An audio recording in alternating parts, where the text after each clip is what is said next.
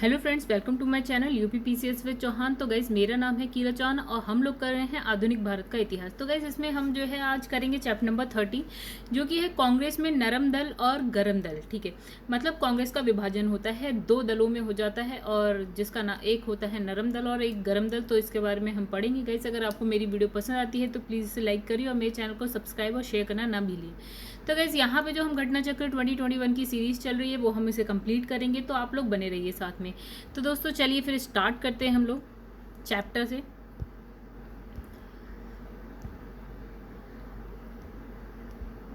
थोड़ा सा guys adjust करना पड़ता है। तो यहाँ पे लिखा है कि कांग्रेस में गरम दल और नरम दल। ठीक है, आइए इसके बारे में थोड़ा सा पढ़ते हैं। तो यहाँ क्या लिखा है हमारे पास, इसमें लिखा है भारत में राष्ट्रीय आंदोलन की दिशा में महात्मा गांधी के पदार्पण से पूर्व इटली अबिसीनिया युद्ध। ठीक है, तो यानी इसमें कह रहे हैं कहानी कुछ ऐसी है कि महात्मा गांधी इंडिया आते हैं। ठीक है, तो उससे पहले की बात हो रही है कि महात्मा गांधी इंडिया आते हैं, फिर बहुत सारे आंदोलन होते हैं, बहुत सारी चीज़ें होती हैं।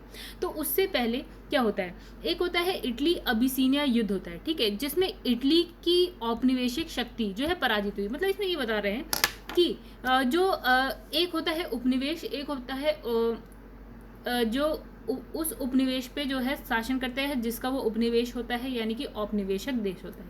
ठीक है, एक होता है उपनिवेश देश, एक होता है औपनिवेशक देश।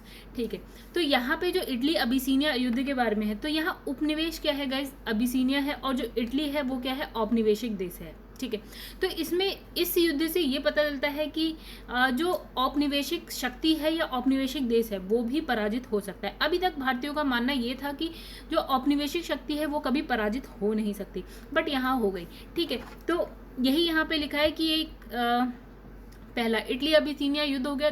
फिर लिखा है यहाँ पे कि 1899 से 1901, कुछ 2 साल की बात है, के दौरान चीन में साम्राज्यवादियों के विरुद्ध चलाए गए कौन सा गाइस, बॉक्सर आंदोलन तथा रूस पर जापान की विजय। ठीक है, इन सब ने प्रभावित किया। ठीक है, मतलब क्या होता है कि जो चीन है वो भी आपका उपनिवेश हुआ। ठीक है, उस पर भी एक साम्राज्यवादी शक्ति थी जो हारती है कहीं।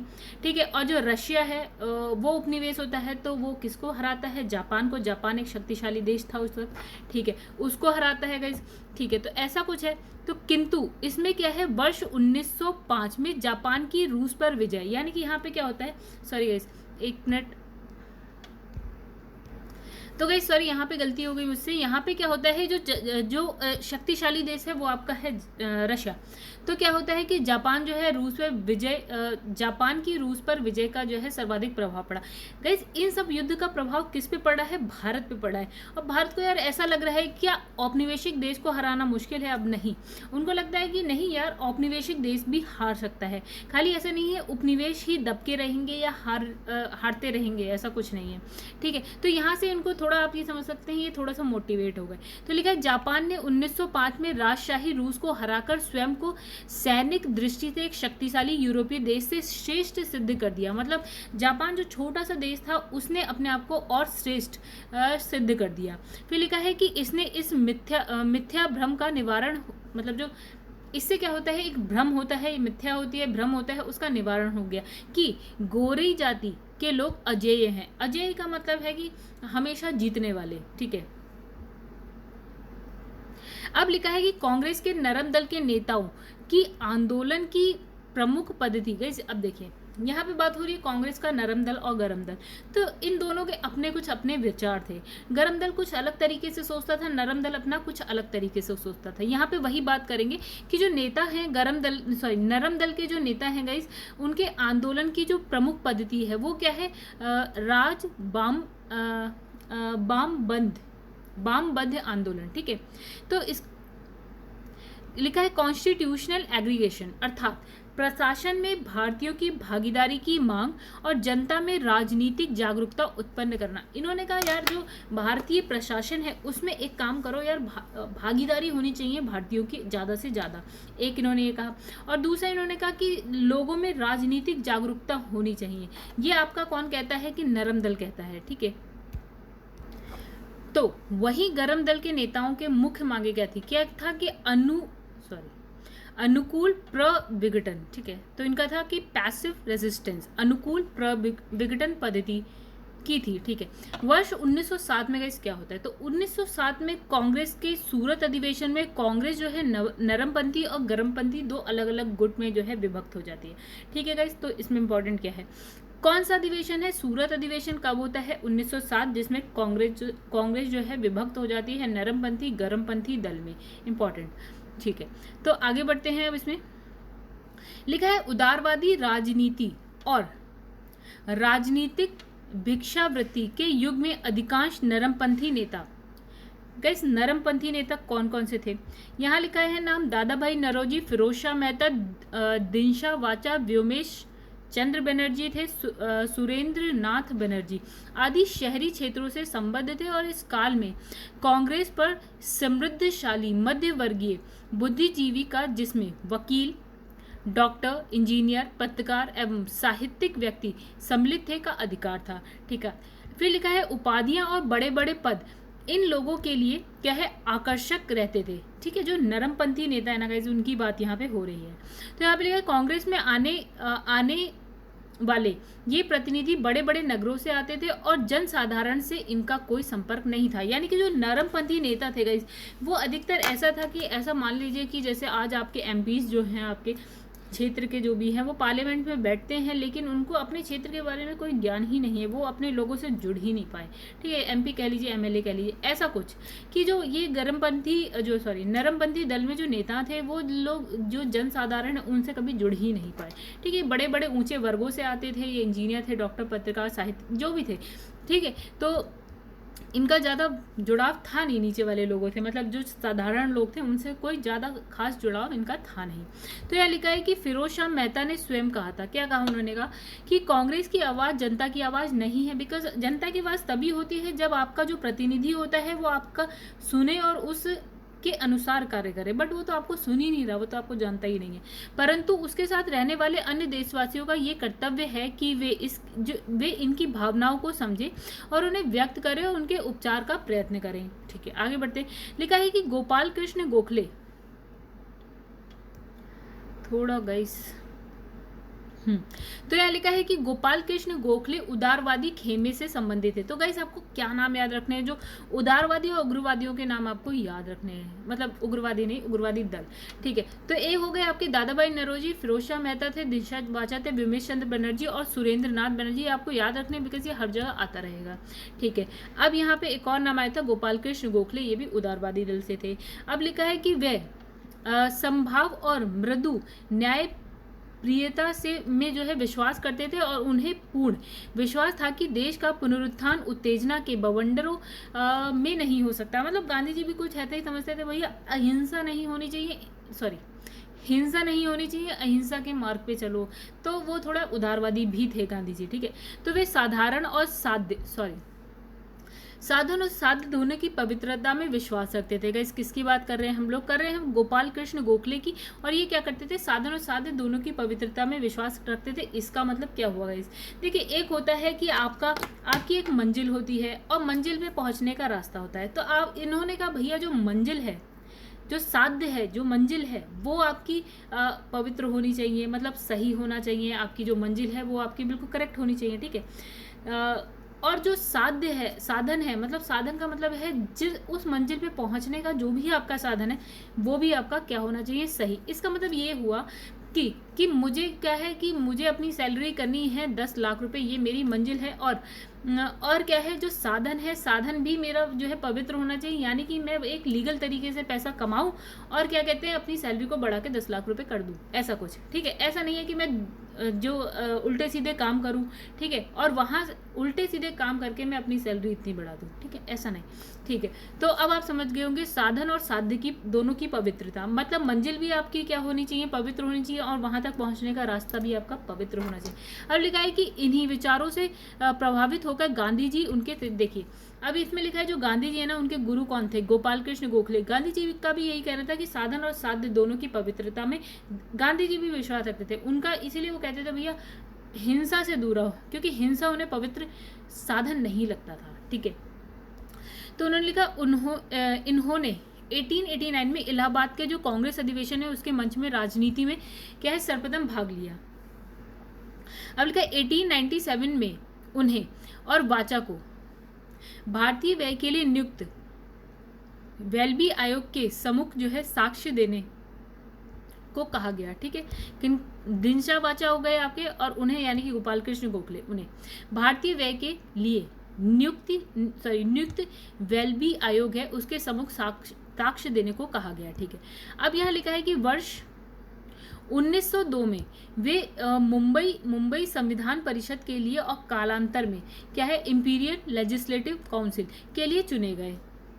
अब लिखा है 1906 के बाद भारतीय राजनीति में कांग्रेस के जो है अंदर उग्रवादी 1906 की बात हो रही है गाइस, अभी विभाजन नहीं हुआ है, बात चल रही है, अभी हिसाब किताब चल रहा है। तो यहाँ 1906 में तो विभाजन नहीं हुआ, 1907 में विभाजन हुआ। तो 1906 के बाद भारतीय राजनीति में कांग्रेस के अंदर जो है उग्रवादी दल के उदय के साथ साथ क्या है देश में क्रांतिकारी उग्रवादी दल का आविर्भाव हुआ, यानी कि अब कांग्रेस में भी उग्रवादी आ रहे हैं और देश में भी क्रांतिकारी आ रहे हैं। ठीक है, तो उग्रवादी विचारधारा के 4 प्रमुख नेता थे। अब देखिए गाइस बहुत ही इंपॉर्टेंट, एक तो हमने पढ़ा था लाल बाल पाल, पिछले चैप्टर में हमने एक जगह देखा था। तो एक थे आपको बहुत शॉर्ट में अगर आपको याद रखना है तो उनका नाम है लाल बाल पाल।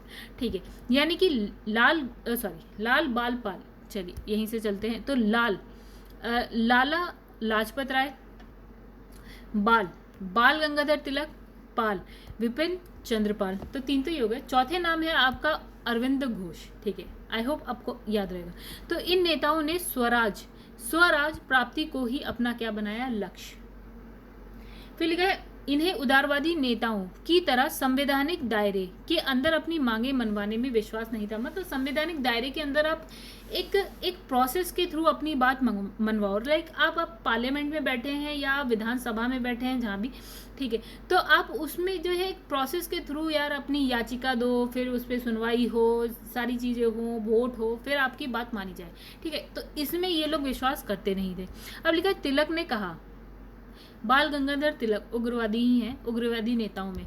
तो तिलक ने कहा कि हमारा उद्देश्य आत्मनिर्भरता है, भिक्षावृत्ति नहीं। उन्हें लगता था ये याचिका देना और लोग मतलब सरकार से बात मनवाना, ठीक है, ये भिक्षावृत्ति है। ठीक है, तो ये चाहते हैं आत्मनिर्भरता। तो उन्होंने कांग्रेस पर प्रार्थना याचना विरोध की राजनीति करने का आरोप लगाया और उनके नेतृत्व में कांग्रेस की प्रार्थना और याचना की जो नीति है समाप्त हो गई। ठीक है गाइस, ये तिलक की बात हो रही थी, बाल गंगाधर तिलक की। लिखा है जहां उदारवादी दल संवैधानिक आंदोलन में अंग्रेजों की न्यायप्रियता में, उन्हें लगता था भाई न्यायप्रिय हैं अंग्रेज। फिर है वार्षिक सम्मेलन, जो हर साल कुछ सम्मेलन हो रहे हैं, उसमें भाषण दो भैया, अपनी बातें भाषण के माध्यम से लोगों तक पहुंचाओ या सरकार तक पहुंचाओ। फिर प्रस्ताव पारित करना कि आप पार्लियामेंट में बैठ गए हैं, आप कोई प्रस्ताव पारित कर रहे हैं, हो रहा है नहीं हो रहा है। तो इंग्लैंड में क्या है आपका शिष्टमंडल भेजने में विश्वास करता था। ये सब करता था आपका उदारवादी दल। वहीं दूसरी ओर उग्रवादी दल, अब देखिएगा ये क्या करता है। तो ये आक्रामक क्या था प्रतिरोध में, ये किस में विश्वास रखते हैं। देखिए आक्रामक प्रतिरोध, गुस्से उससे लड़ाई झगड़ा, ठीक है, सामूहिक आंदोलन में, ठीक है, आत्म बलिदान के लिए दृढ़ निश्चय में विश्वास करते थे।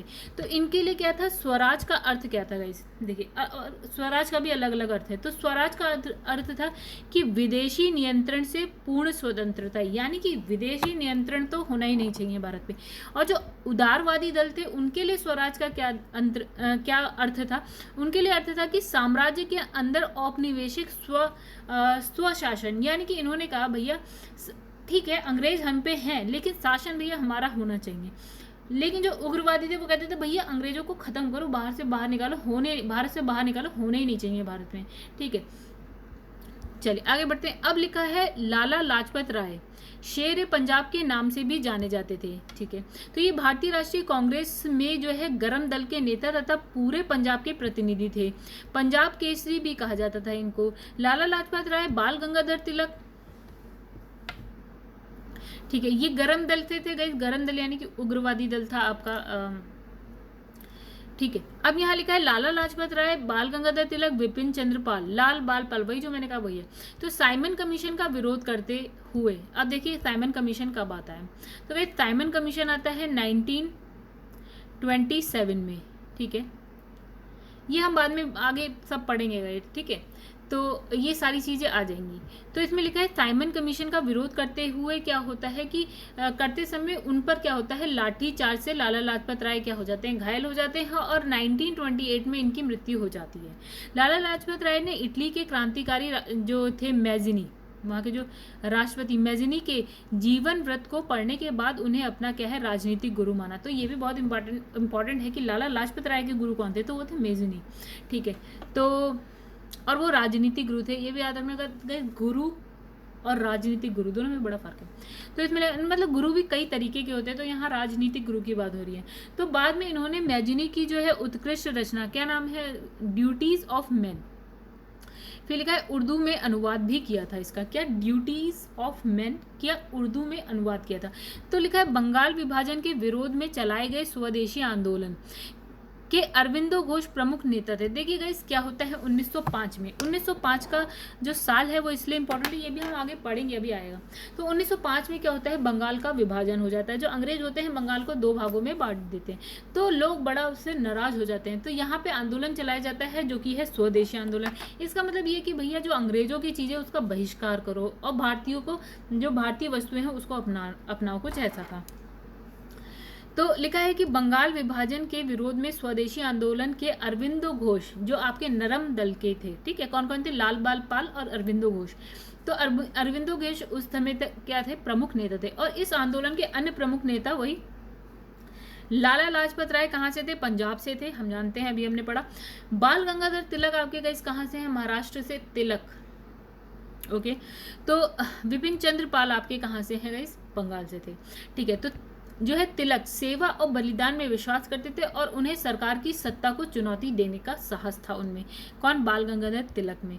फिर लिखा है सर वैलेंटाइन शिरोल, ठीक है।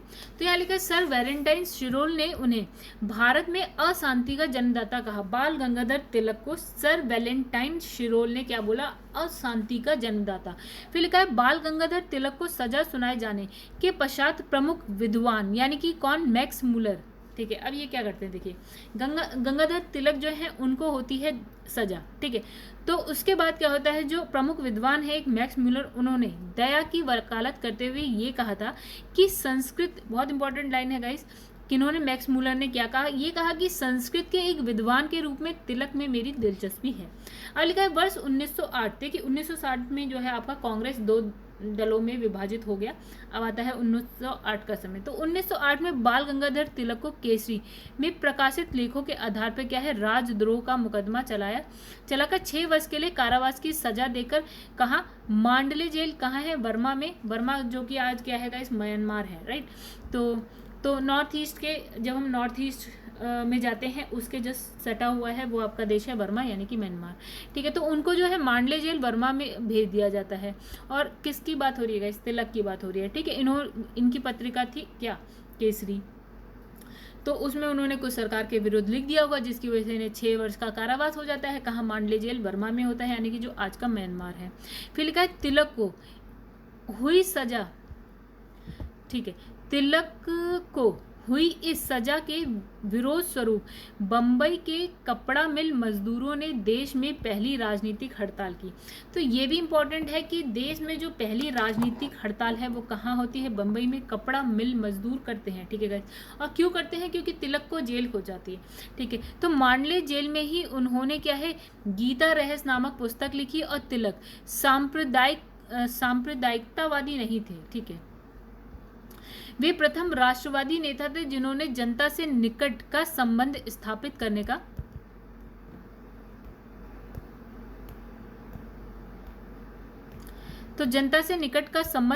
करने का प्रयास किया।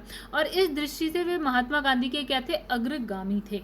तो इस उद्देश्य से उन्होंने क्या, अखाड़े, लाठी, बहुत इंपॉर्टेंट है गाइस, क्वेश्चन आ चुका है, अखाड़े, लाठी क्लब, गौ हत्या विरोधी सभाएं स्थापित की।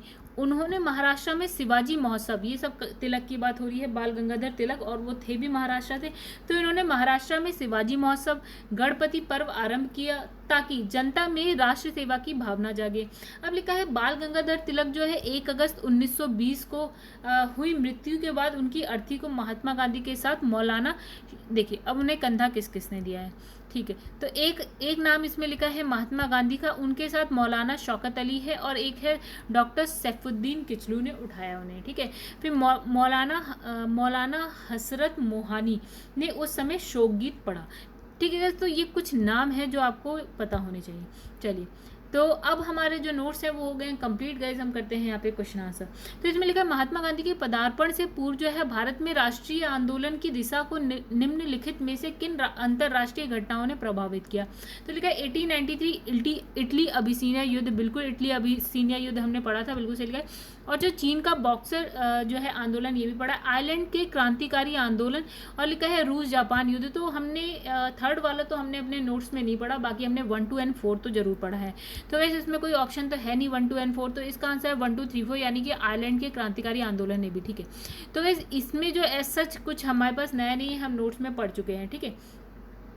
तो इसमें हम क्या देखते हैं, चलिए आगे बढ़ते हैं। फिर हम लोग, लिखा है कांग्रेस के नरम दल के नेताओं की आंदोलन की पद्धति थी, क्या करते थे वो, क्या असहयोग थी या राजा बामबद्ध आंदोलन था उनका, बिल्कुल सही है, यही था आंसर, और ये हम नोट्स में पढ़ चुके हैं। तो कांग्रेस के नरम दल के नेताओं के आंदोलन की प्रमुख पद्धति क्या थी, कॉन्स्टिट्यूशनल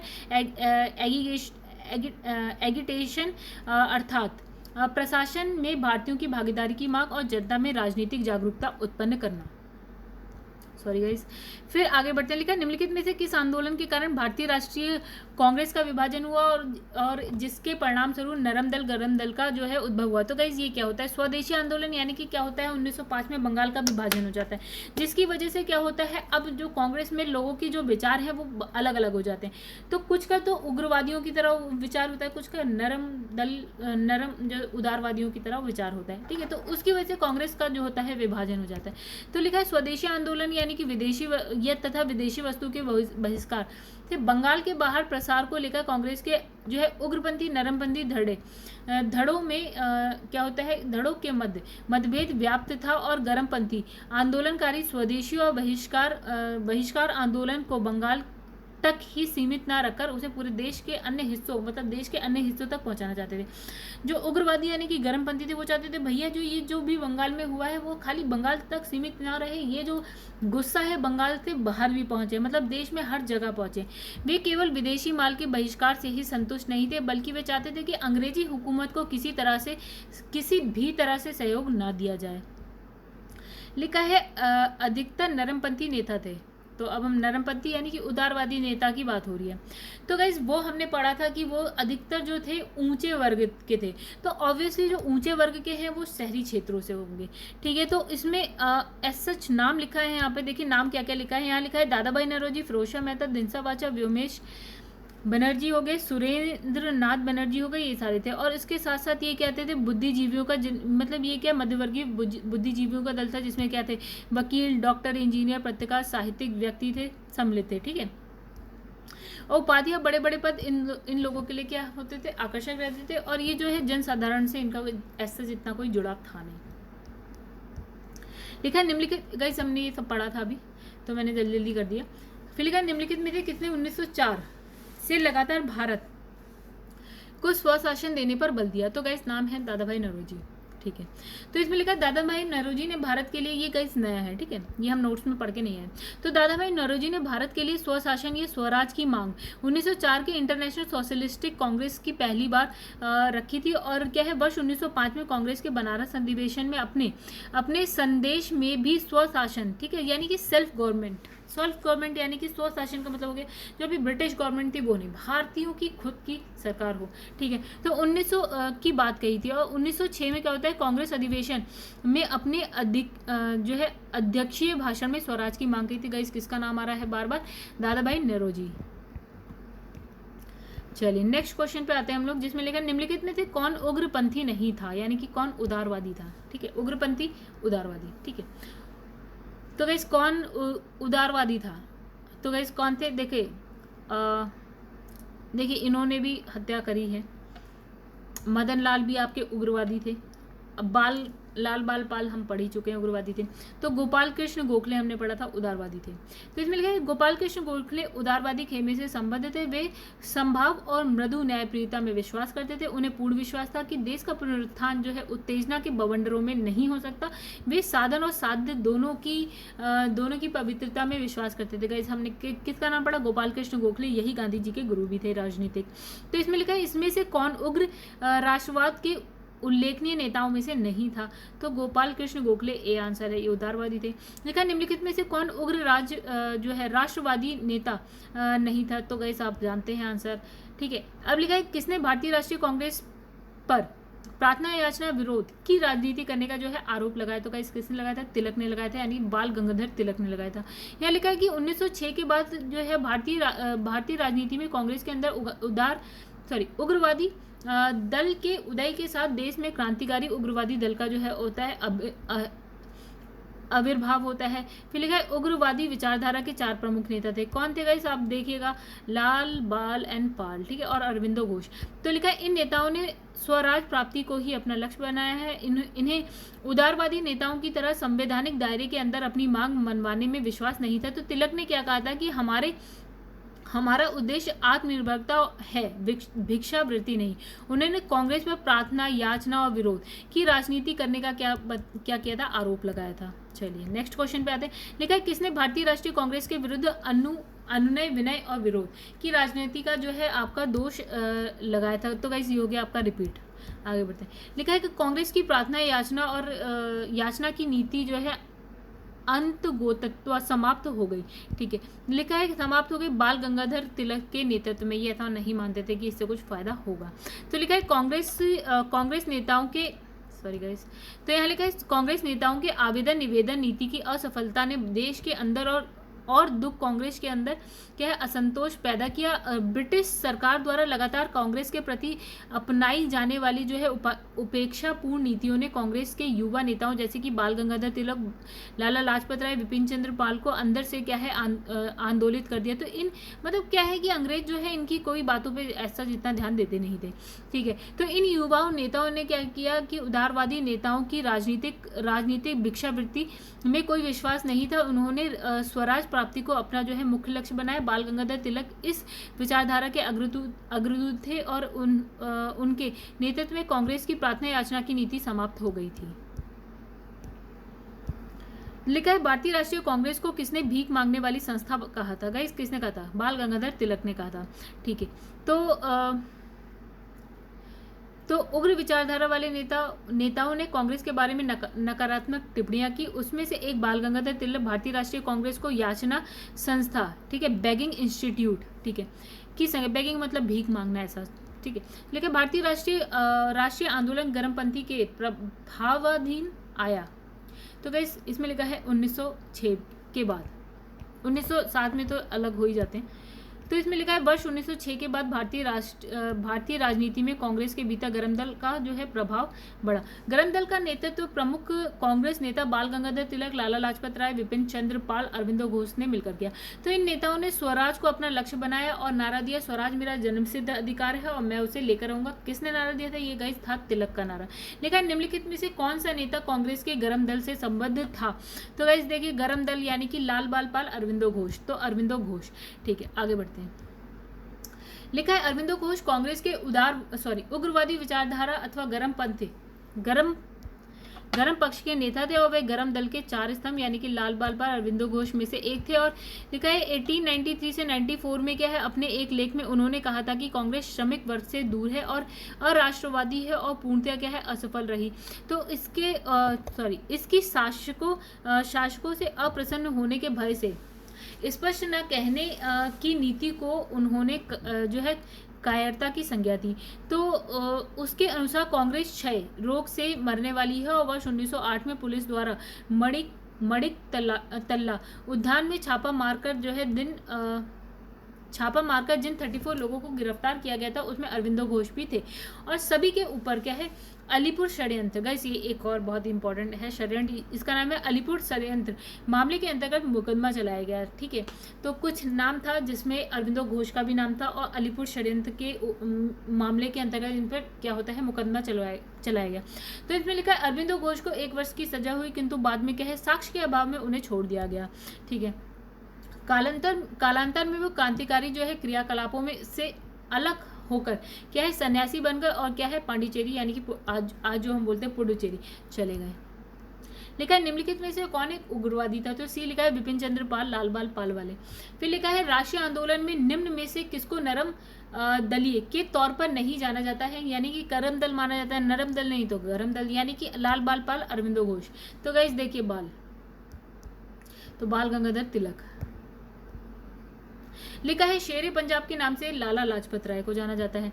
तो गाइस ये पढ़ लीजिएगा, इसमें कुछ भी नहीं है। इन्होंने क्या लिखी थी, पंजाब, मतलब इन्हें पंजाब केसरी भी कहा जाता था। लिखा है निम्नलिखित में से कौन भारतीय राष्ट्रीय कांग्रेस में उदारवादियों से जुड़ा नहीं था, यानी कि कौन उग्रवादी था, लाल बाल पाल और आपके अरविंदो घोष। तो डी है लाला लाजपत राय। लिखा है निम्नलिखित में से किस एक को लाला लाजपत राय ने अपना राजनीतिक गुरु माना था, तो इन्होंने एक कौन थे गाइस, एक अंग्रेज थे। ठीक है, इनका नाम है मैजिनी। लाला लाजपत राय ने इटली के क्रांतिकारी राष्ट्रपति यानी कि मैजिनी के जीवन वृत्त को पढ़ने के बाद उन्हें अपना राजनीतिक गुरु माना था, और बाद में उन्होंने मैजिनी की उत्कृष्ट रचना क्या, द ड्यूटी ऑफ मैन का उर्दू में अनुवाद किया। Very important. ठीक है गाइस, किसका नाम आया था, ये लाला लाजपत राय शेरे पंजाब। लिखा है उन्होंने मैजिनी, गैरीवाल्डी, शिवाजी, श्री कृष्ण की जीवनी लिखी। वे अमेरिका में कुछ समय के लिए रहे और वे केंद्रीय सभा के सदस्य भी निर्वाचित हुए। सब हम नहीं जानते गाइस, लेकिन ये तो जानते हैं कि मैजिनी का नाम किससे जुड़ा है, लाला लाजपत राय, या लाला लाजपत राय से मैजिनी का नाम जुड़ा है। लिखा है पंजाब केसरी के नाम से प्रसिद्ध भारतीय स्वतंत्रता सेनानी कौन थे गाइस, आपके लाला लाजपत राय थे। तो इसमें लिखा है कि 1907 में 6 माह के निर्वासन के दौरान क्या है, कुछ समय के लिए अमेरिका रहे थे और प्रथम विश्व युद्ध के दौरान वापस लौटे। राजनीतिज्ञ के साथ साथ वे क्या है, ओजस्वी लेखक भी थे, और इन्होंने भगवान श्री कृष्ण, शिवाजी, स्वामी दयानंद सरस्वती हम पढ़ चुके हैं पहले भी ये नाम, और क्या है मैजिनी अभी पढ़ा, गैरीवाल्डी हमने देख लिया, गैरीवाल्डी की संक्षिप्त जीवनी भी लिखी। और इसमें लिखा है अनहैप्पी इंडिया और the story of my deportation उनकी जो है अन्य महत्वपूर्ण रचना थी। तो हमने ये सब देख लिया किस किस की इन्होंने जीवनी लिखी। उसके बाद ये याद रखिएगा अनहैप्पी इंडिया और क्योंकि ये क्वेश्चन आया हुआ है गाइस। तो अनहैप्पी इंडिया किसने लिखी, तो वो पंजाब केसरी लाला लाजपत राय की थी, और the story of my deportation भी लाला लाजपत राय का था। चलिए आगे बढ़ते हैं हम लोग। लिखा है निम्न में कौन मध्य मार्गी नहीं था। ठीक है, तो इस मध्यमार्गी क्या होता है, मध्यमार्गी कुछ ऐसा ना पूरी तरह से उग्रवादी ना पूरी तरह से नरमपंथी। ठीक है, तो बीच का थोड़ा सा 50% यहाँ का भी है 50% वहाँ का भी, मध्यमार्गी। तो कौन नहीं था, बाल गंगाधर तिलक नहीं थे, बिकॉज ये तो पूरी तरह से क्या थे, आपके उग्रवादी थे। तो कांग्रेस के प्रारंभिक उदारवादी और मध्यवर्गीय जो है नीतियों ने नव राष्ट्रवादियों के रूप में प्रसिद्ध लाला लाजपत राय, लाल बाल पाल का मोह भंग हो गया, और बाल गंगाधर तिलक इस नई विचारधारा के अग्रदूत थे और वे मध्यमार्गी ना होगा क्या उग्र नीतियों से के समर्थक थे। लिखा है कि निम्नलिखित नेताओं में से कौन एक स्वदेशी के समर्थक थे। स्वदेशी यानी कि भैया जो आपके खुद के देश का बनाया हुआ जो भी वस्तु है उसको अपनाओ। ठीक है, और विदेशी का बहिष्कार करो, तो वो थे अरविंदो घोष।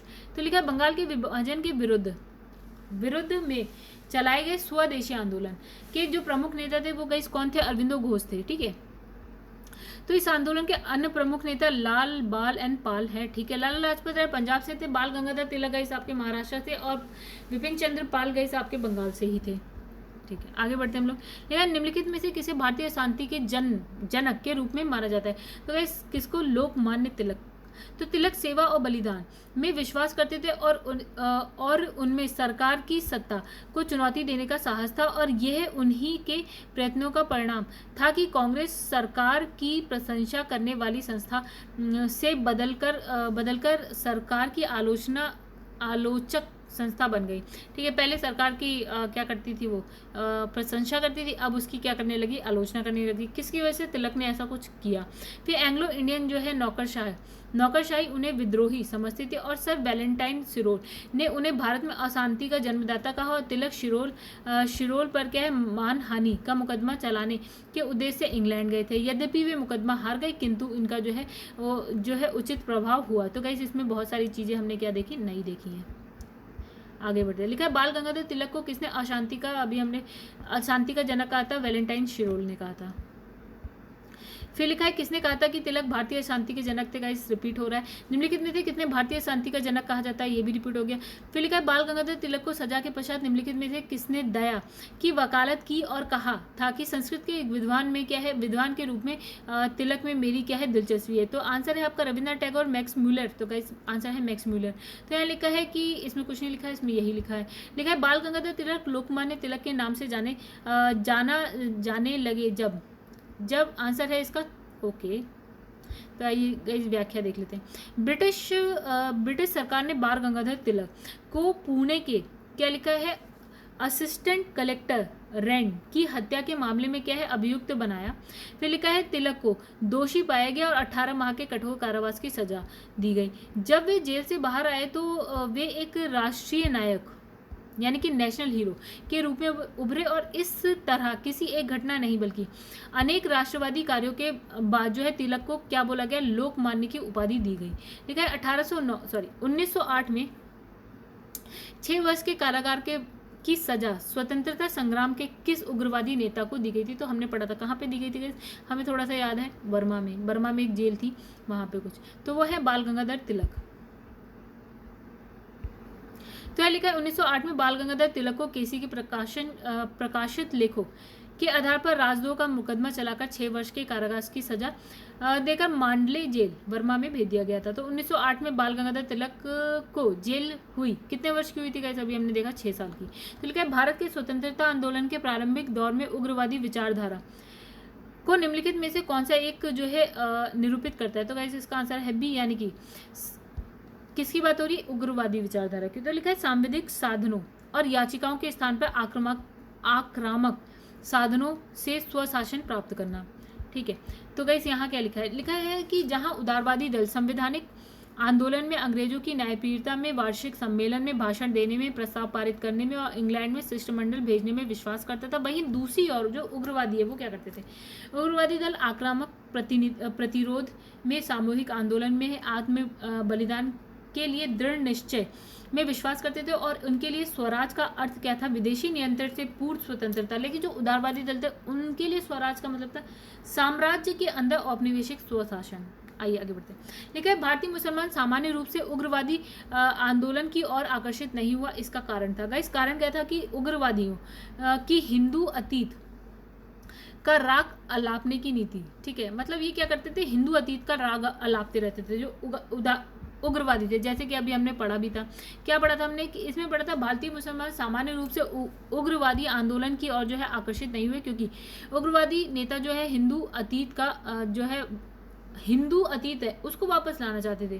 ठीक है, जैसे कि अरविंदो घोष ने कहा स्वतंत्रता हमारे जीवन का उद्देश्य और हिंदू धर्म ही, देखिए यहाँ पे लिख दिया, तो हिंदू धर्म ही हमारे इस उद्देश्य को पूर्ण करता है। राष्ट्रीयता एक धर्म है और वह ईश्वर की देन है। तो यहाँ पे मुसलमान कैसे ऐड हो सकता है इनके साथ, नहीं हो सकता गाइस। लिखा है कि बाल गंगाधर तिलक सांप्रदायिकतावादी थे। ठीक है, गलत।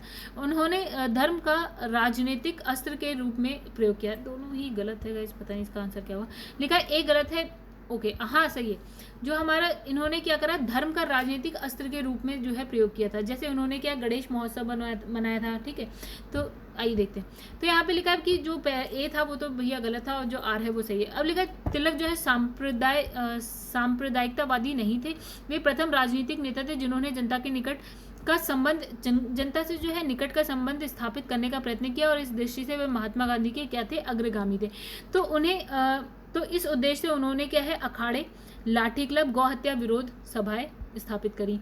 ठीक है, उन्होंने जो है महाराष्ट्र में शिवाजी महोत्सव गणपति पर्व आरंभ किया ताकि जो है जनता में राष्ट्र सेवा की भावना जो है जागे। तो इस प्रकार उन्होंने धर्म को राजनीतिक अस्त्र के रूप में प्रयोग किया, परंतु इसका उद्देश्य क्या है, जो सांप्रदायिकतावादी नहीं था, मतलब ये सांप्रदायिकतावादी क्या हो गया कि भैया हम अपने ही अपने धर्म को मान रहे, तुम्हारे धर्म को तो मान ही रहे, ठीक है, हमारा ही हमारा सही है, आपका गलत है। इसमें लिखा है महाराष्ट्र में गणपति पर्व का श्री गणेश किसने किया था, अभी हमने पढ़ा बाल गंगाधर तिलक।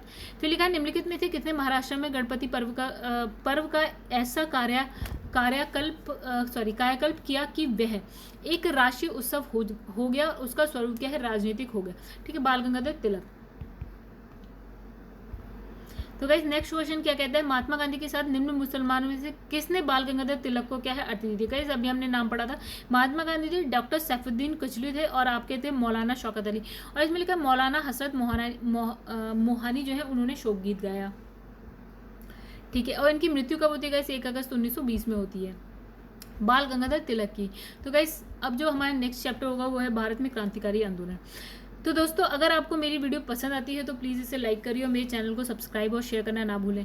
तो गाइस मेरे चैनल का नाम आप जानते हैं, और प्लस गाइस हमारी जो सीरीज़ चली है वो पूरी चलती रहेगी, आप ऐसा मत सोचिएगा कि हम यहाँ पे कहीं बीच में से रोक देंगे। तो दोस्तों आप बने रहिए। अब हम जो हमारा जो नेक्स्ट जो चैप्टर है वो है भारत में क्रांतिकारी आंदोलन, इसके साथ आएंगे अपनी नेक्स्ट वीडियो में। तब तक के लिए गाइस धन्यवाद।